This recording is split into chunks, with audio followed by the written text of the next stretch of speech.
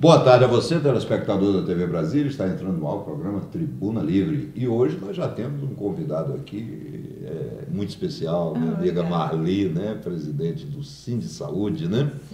E a gente vai falar então sobre um tema que nunca sai de pauta, né? Infelizmente, né? A gente queria que saísse, mas nem sempre, né, a nossa vontade prevalece, né? Quais são as categorias que integram esse Sindisaúde? Só para a gente ver o alcance, né, da representação de vocês. O Sindisaúde, ele representa, na verdade, 104 categorias. Ele é o Sindicato dos Empregados em Estabelecimentos de Serviços de Saúde de Brasília. Então, nós representamos todos. É lógico, tanto os privados quanto os privados públicos? E públicos, as carreiras públicas também, né? E principalmente.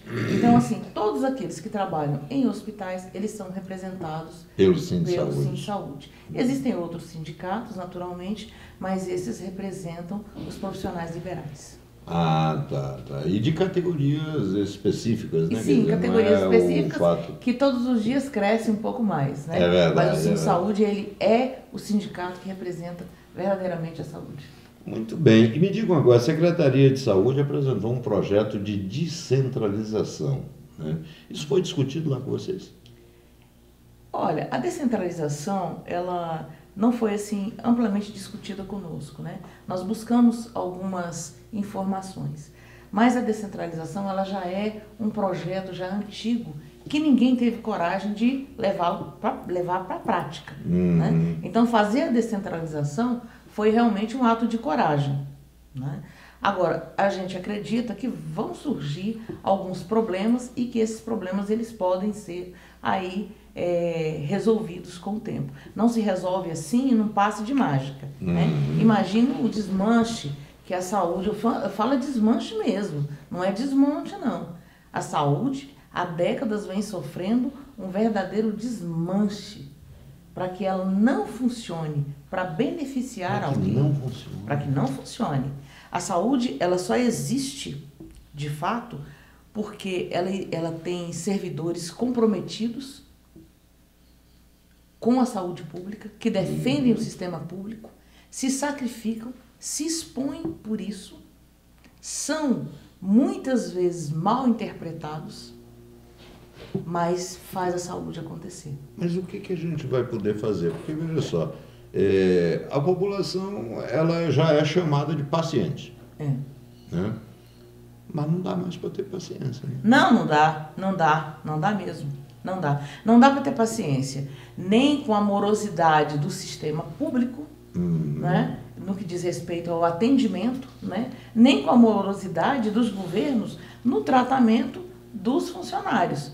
Não adianta aí ficar colocando o salário do funcionário no portal da transparência. É porque o problema, na verdade, o salário é só um componente do problema. O salário é um componente, né? E outra coisa, o trabalhador, ele trabalha para receber salário, sim. Claro. Para receber salário. Aí vamos falar de várias coisas assim que são importantes. Por exemplo, voltamos lá à atenção primária. Por que as emergências estão lotadas? As UPAs estão lotadas. Por quê? Porque a atenção primária não funciona. Ela não existe. Falta pessoal, falta equipamento, falta planejamento.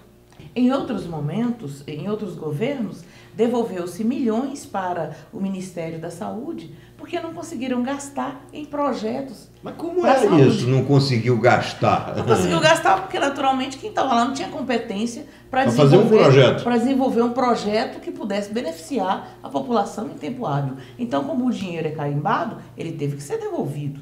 Que coisa absurda. Mas isso aconteceu. Né? E aí o reflexo, por que nós vivemos hoje? A saúde hoje, ela não piorou de 1 ano, 2 anos para cá. Ela ganhou mais visibilidade porque ficou mais escandaloso. Hoje nós temos as redes sociais que denunciam, a população que vai para cima, os conselhos, o telefone celular que ele grava, ele mostra e tal. Então hoje você tem mais informação, mas os profissionais trabalham em péssimas condições de trabalho há muito tempo, fazendo verdadeiro milagre lá dentro. O improviso, ele é uma imposição do Estado. Aí não adianta colocar nome de profissional na parede, sabe? Isso que vai resolver o problema, isso não vai resolver o problema.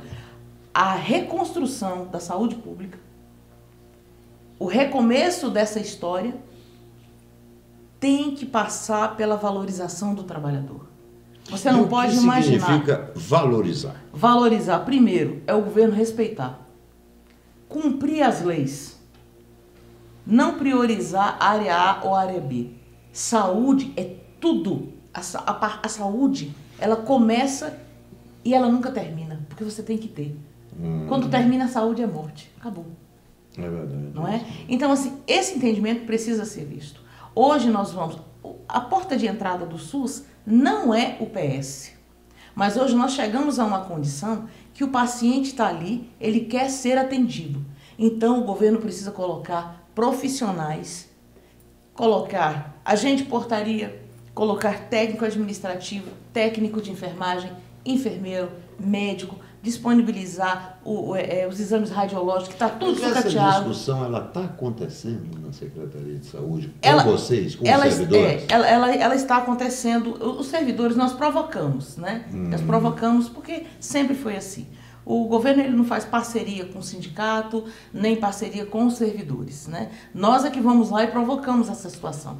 Nós precisamos de ter um pronto-socorro que ele tenha solução para o paciente, que ele tenha laboratório, que o paciente tenha direito aos exames básicos, para ele chegar, entrar e ser atendido. Até que se construa a atenção primária, o paciente não pode ficar 8 horas esperando. E aí pode até aparecer algum profissional, especialista no assunto, e diz assim, quem fica 8 horas no pronto-socorro esperando um atendimento e não foi atendido na emergência e desistiu, porque não tinha profissional. E como é que não desiste, né? Tem que desistir. Bom, aí tem dois lados. Primeiro que não é emergência, porque emergência tem que ser atendido na hora ou morre. Emergência é o baleado. Mas uma dor de ouvido, uma dor de dente... É o emergência. Dói demais, Dói desde muito. que ele doa em você. Porque se ele doer no outro, não está doendo. Tem que doer em verdade, você. é verdade. E os profissionais da saúde, ele tem essa sensibilidade. Você não imagina, amigo Raimundo, como dói no profissional de saúde fazer uma greve. Como dói você olhar nos olhos do paciente e dizer para ele que você está de greve. Isso dói muito na gente. E deveria também doer no governo. De imaginar que tem um profissional que também tem carnê para pagar, criança para alimentar, aluguel, remédio para comprar, plano de saúde a gente não tem. Nós trabalhamos com doente, e não tem nos expomos à radiação, agentes biológicos, nos contaminamos, ficamos com depressão, mas nós não temos plano de saúde, sequer temos um atendimento programado dentro da Secretaria de Saúde. Quando precisamos, temos que pedir favor a um e favor a outro. E nós não somos máquinas, somos seres humanos que precisamos de atenção. Ou seja, cuidar de quem cuida da saúde do povo é investimento. É verdade. E não poderia poupar, né? Então, assim, o profissional de saúde hoje, ele tá sendo culpado por uma culpa que ele não tem. Nós não podemos falar. Se o governo abrisse as portas dos hospitais para mostrar as verdadeiras condições de trabalho que nós trabalhamos há décadas, com certeza a população veria o profissional de saúde de forma diferente. Esses dias aconteceu uma pesquisa que os pacientes estavam insatisfeitos com os servidores. Qual é o servidor que fica feliz? Não tem. O médico prescreve, chega lá, a medicação não tem. O raio-x está quebrado, o laboratório, por mais esforço, e aí esbarra em muita burocracia para se colocar um aparelho de raio-x, para se comprar a medicação, para fazer uma série de abastecimento na rede. Como que você vai fazer milagre? Você não tem como fazer, você fica infeliz. O profissional de saúde, ele não vai embora e sai do hospital e chega em casa e fica tranquilo, não. Ele fica lembrando do paciente, porque nós conhecemos a população pelo nome, conhecemos o diagnóstico de cada um. Então, assim, além de ser uma das profissões mais lindas, né, que existem, as pessoas falam que nós somos os anjos. Me diga uma coisa, você lançou recentemente, eu até estive lá, né, tive o privilégio de estar lá, o portal da transparência, o sindicato, né? Acho que é uma grande ferramenta, né?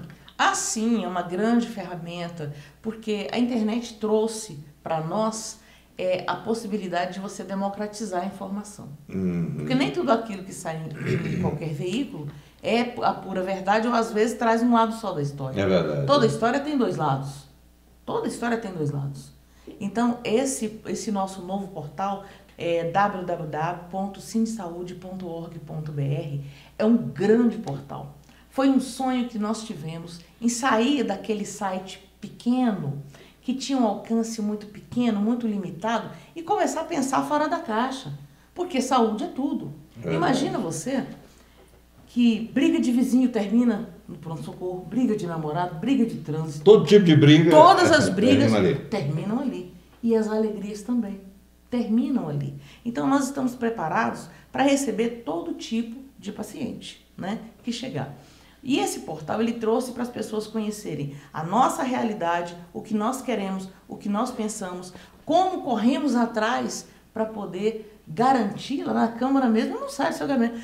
Deputado, nos ajude, temos um projeto aqui. E para a gente colocar um projeto em votação, Deus sabe que via crucis que nós enfrentamos. A vida do trabalhador da saúde é uma vida de muito sacrifício. E nós precisamos demais ser respeitados, principalmente naquilo que diz respeito a salário, a conquista, né? As leis precisam ser cumpridas. E esse ano, eu quero falar um pouquinho desse ano, porque o ano passado foi um ano de muito enfrentamento. E esse ano nós vamos ter também enfrentamento na rede pública de saúde. Não vai ficar da forma que ficou. Enfim, temos que nos convencer o seguinte: tem que melhorar. Está na mão do gestor. O gestor tem que resolver esse problema. Por quê? Porque o erro ou a demora na saúde só tem um resultado: mata. E aí, quer dizer, diante disso não tem. Mas, Marli, eu quero agradecer muito você ter aberto um espaçozinho nessa sua agenda, que eu sei que é carregada, pra mim entendeu? Foi um prazer. E para nós é um prazer enorme, entendeu? Recebê-la aqui, viu? A casa é sua. Volte sempre que quiser. Muito obrigada a você e a todos os telespectadores. Esperamos que 2016 seja realmente um ano de muita luta, um ano de muita vitória, mas, sobretudo, que a saúde seja vista como a número 1, a prioridade desse país e de Brasília. Precisa ser o ser humano, porque sem o ser humano não existe vida. É isso aí. E o Tribuna Livre volta já já, e aí nós vamos falar de esportes.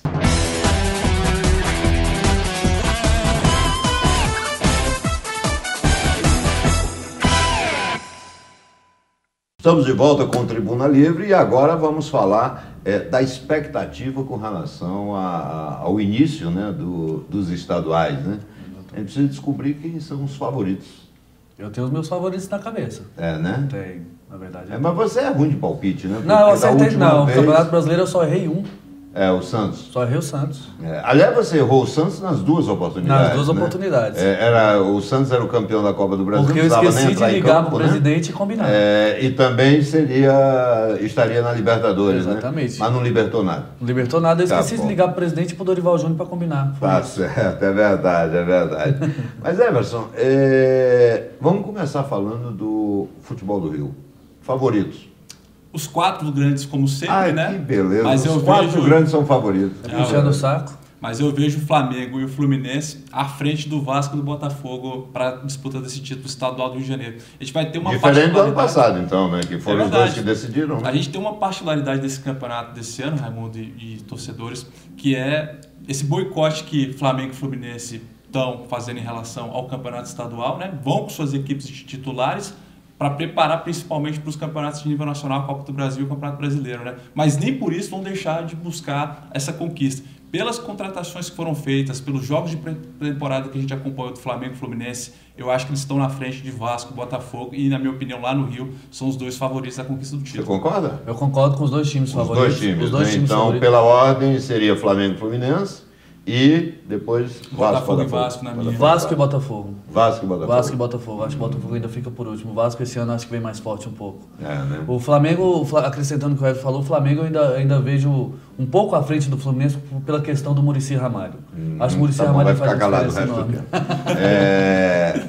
Me diga uma coisa, e São Paulo?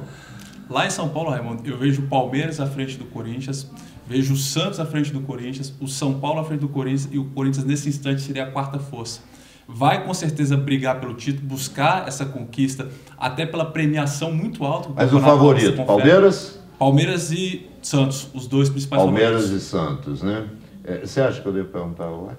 Sim, porque ele tem um grande conhecimento sobre campeonatos estaduais. Favorito. Até no estadual. Apesar dos maus antecedentes, que acabou de falar que o Fluminense não será o favorito. Antes de falar do favorito de São Paulo, que é o Palmeiras, por conta da equipe que montou o ano passado e vai manter a base para esse ano, o Fluminense tem grande chance, tá? Para você não ficar triste comigo. Ele é filho do Milton Neves, né? Fica todo mundo torcendo pro Milton Neves dizer que seu time é o favorito, porque aí você sabe que você não vai ganhar nada, porque o Milton não acerta nada, absolutamente nada. O Fluminense chega 10% atrás do Flamengo, tá? Para você ficar. 10%, né? Tá certo. Bem, então, campeões Flamengo ou Fluminense no Rio, Palmeiras ou Santos em São Paulo. Ainda que o São Paulo e o Corinthians possam surpreender e possam conseguir modificar essas previsões que a gente faz. A Colônia Mineira não brigar com a gente, o campeão de Minas, Cruzeiro ou Atlético? Atlético Mineiro. Bem, no Piauí o campeão será o River, né? Meu time, né? Em Conteste, já está aí naquela trajetória vitoriosa rumo à Libertadores, né? Em 2018. E Brasília? Brasília, Raimundo Ribeiro, eu vejo o Colorado da capital, o Brasília, como o favorito à conquista do Campeonato do Distrito Federal. Pelas contratações que vem fazendo, tirou o principal jogador do Gama, que é o Baiano, jogador que teve no Boca Juniors, teve em grandes equipes do futebol brasileiro. O Baiano é aquele que fez um gol quase no meio de campo. Isso, campeão pré-olímpico em 2000 pela seleção brasileira. Jogou no Palmeiras, jogou no Vasco, Santos. Campeão da Conmebol pelo Santos. Campeoníssimo, né? O Baiano. Jogador muito experiente, um excelente cobrador de faltas, jogador que tem uma liderança muito forte no meio campo. Excelente jogador de grupo. A grande contratação do Brasília, que faz, além do outro grupo que disputou a Copa Brasília é favorito, quem vai disputar com o Brasília? A Sociedade Esportiva do Gama, o próprio Brasiliense que está forte também. Ceilândia. Eu vejo o Ceilândia muito forte e vejo o Lusiânia como um time do entorno chegando forte, né? Também. Ceilândia é muito forte, mas assim, para mim quem está à frente por ter mantido a base do ano passado, que disputou a Copa Sul-Americana, é o Brasília. Mas Brasiliense sempre vem forte, o Gama joga com a camisa e a torcida que tem. É verdade. Lusiânia se preparou e Ceilândia. E Ceilândia, para mim, são os times que podem chegar à frente. Mas o Brasília é um pouco mais à frente que os outros. Esse ano a gente tem, Raimundo, o Sobradinho fazendo um investimento mais fraco em termos do elenco profissional, mas pelo outro lado aproveitando muito bem a categoria de base, né? O Sobradinho foi para a Copa São Paulo de juniores, acabou não passando da primeira fase, mas tem uma geração de novos jogadores muito promissores, muito bons, e de repente o Sobradinho pode vir a surpreender, mas esse instante, na minha opinião, é a quinta força. Inclusive tem 30 jogadores no elenco, 15 profissionais já eram profissionais e 15 que subiram da Copinha. Subiram dos juniores pro profissional. É o trabalho que o Sobradinho vem fazendo. Quer dizer, a gente conversa e cai na mesma situação. O trabalho de base é fundamental, né? Sem trabalho de base não há. Até o Brasiliense que deixou de ter a base, voltou a ter a base esse ano agora. O Brasiliense está trabalhando novamente a base. Nisso, não dá para você contratar ou fazer a besteira que o Fluminense fez naquela Florida Cup, né? Por razões que eu até agora não consegui entender nada, né? Quer dizer, botou Ronaldinho Gaúcho, um ex-jogador em atividade. A gente entende, né? Os organizadores... Não entendo não. Como torcedor do Fluminense não vai entender, mas os organizadores exigiram a presença do Ronaldinho, né? Então, ele tinha que... Eu acho um enorme erro, né? Lá nos Estados Unidos ele é primo legítimo de Deus? Todo mundo fica doido por ele? Deve ser alguma coisa assim. Que coisa absurda. Eu realmente não consigo entender isso, sabia? Pro Fluminense não serviu de preparação nenhuma. Não, porque como é que você prepara, entendeu? Botando pessoas que não vão jogar no seu time. É verdade. Eu vejo, Raimundo, que alguns times tiveram uma tirada de proveito muito grande em relação a essa Florida Cup. Caso do Galo. O Atlético Mineiro, o próprio Corinthians. O Corinthians conseguiu vencer o Shakhtar Donetsk por 3-2, demonstrando uma evolução depois do jogo contra o Atlético, quando perdeu por 1-0. O Atlético Mineiro foi o campeão com méritos, né? Venceu o Schalke 0-4. Só o Corinthians ganhar já é uma grande vantagem, porque o time foi todo desmontado. Apesar de 2 gols, um o goleiro entregou nos pés, né, do atacante. Mas são detalhes. Mas, enfim, na verdade, veja só, o Corinthians foi... O que fizeram com o Corinthians... Foi mutilado, né? O time foi mutilado. Perdeu 5 jogadores titulares, né? Meio time, né? Mais de meio time. E peças fundamentais do certeza. time, né? O motor, o pulmão, o Renato Augusto e o Jadson. O Jadson, aí perdeu a zaga, o Gil. Pois é. Da zaga, então... Que é quase meio time, porque representa um setor muito consistente do Corinthians nos últimos anos, que é a defesa, né? Eu penso que o único que saiu do Corinthians que não fez diferença foi o Wagner Love. Acho que o Wagner Love, se ele tivesse saído como saiu, não fez diferença alguma. Mas todos os outros que saíram fez diferença fundamental para o Wagner Love faz uma diferença grande também pelo fato de você ter dificuldade de encontrar no mercado jogadores à altura dele para poder compor. Estava botando no ar, né? Wagner Love. Estava botando no ar. Eu tô vendo aí, você se empolga, né? Ele se empolga quando ele fala, tá vendo? Né? Tá vendo que não sou só eu que puxo uma sardinha? Mas na base tem Léo Jabá, que pode vir a substituir muito bem, sem amor, com categoria. E falar em Léo Jabá, você conhece o Léo Pelé? Bom jogador? Bom jogador. Jogador do Fluminense.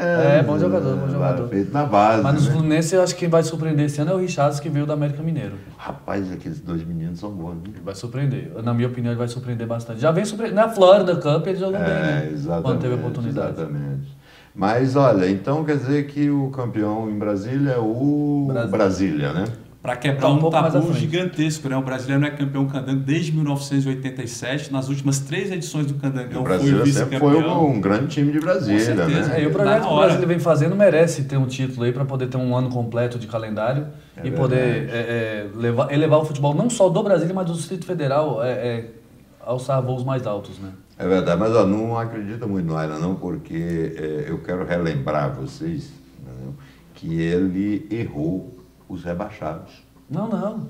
Você errou os rebaixados. Não pode buscar os programas passados, não. Só quem acertou os rebaixados errei o Santos. Eu só errei o Santos lá em cima.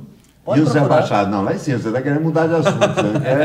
Enrolar aqui. A gente tem que reconhecer que, no nosso caso, nós fomos equivocados na escolha dos rebaixados e, de fato, quem acertou os rebaixados foi apenas Raimundo Ribeiro. Muito obrigado. Já entendi porque eu estou sofrendo bullying nesse programa, mas tudo bem. Já entendi. Isso é um conchavo? Porque o futebol é uma coisa simples, o pessoal complica. Isso é um conchavo? Não. Você veja, futebol é só você observar. Análise. Análise. Tava dando para ver que o Avaí ia cair. Legal, tem que estudar mais. Vocês, né? Você é novo, tá sem eu preciso estudar mais. Bem, o Tribuna Livre volta já.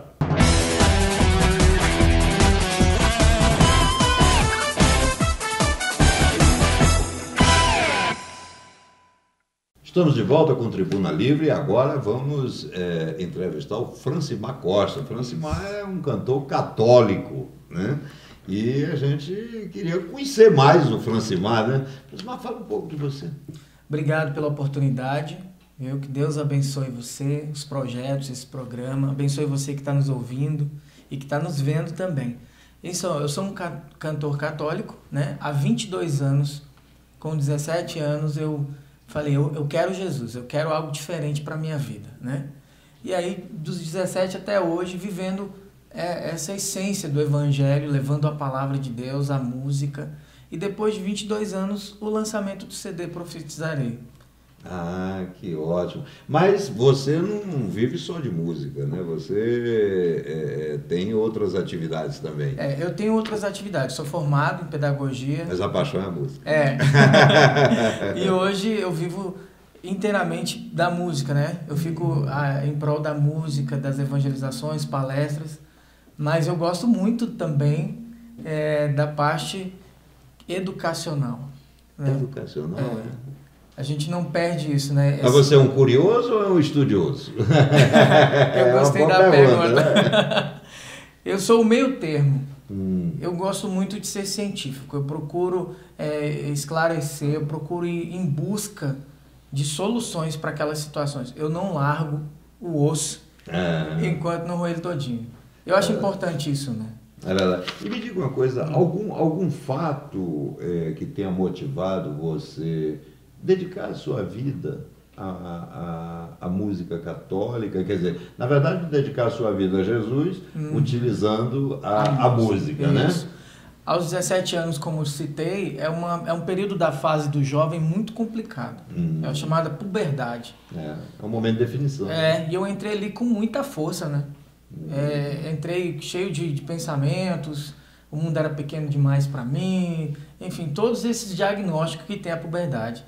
E ali eu encontrei um refúgio, encontrei um repouso na palavra de Deus, na igreja, no grupo jovem, nas leituras que eram lidas nas missas. Você frequentou qual grupo jovem?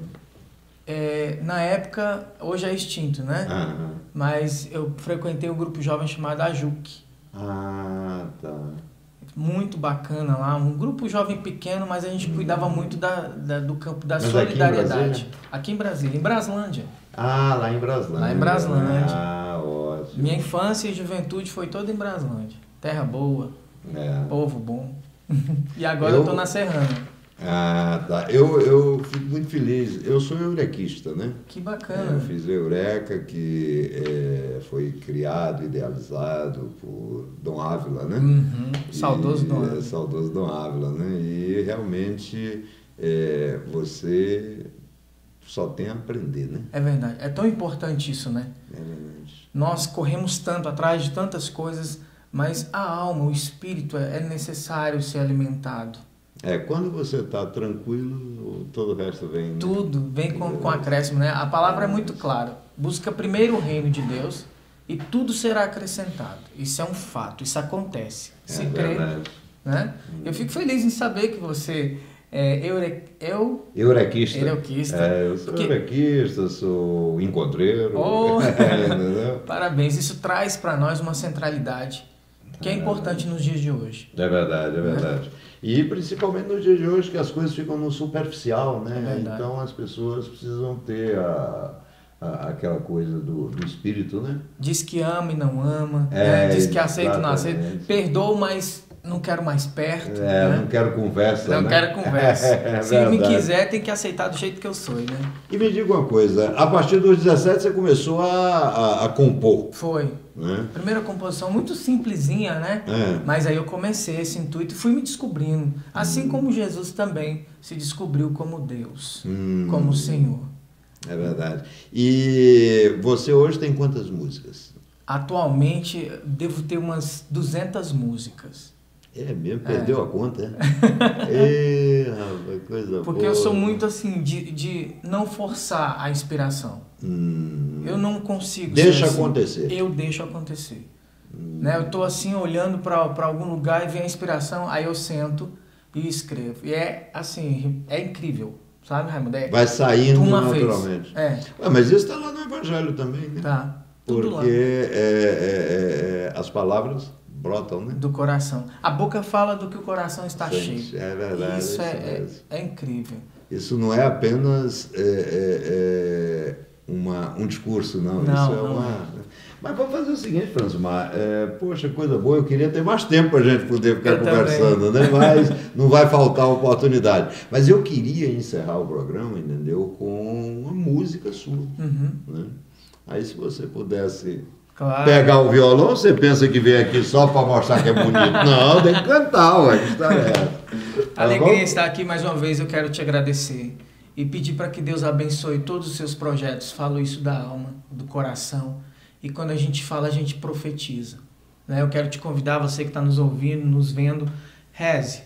Reze por esse programa, por essa pessoa. E eu tenho certeza absoluta que nós vamos fazer o bem uns aos outros dessa forma. Querendo o bem do outro. Né? É verdade. Amando um ao outro.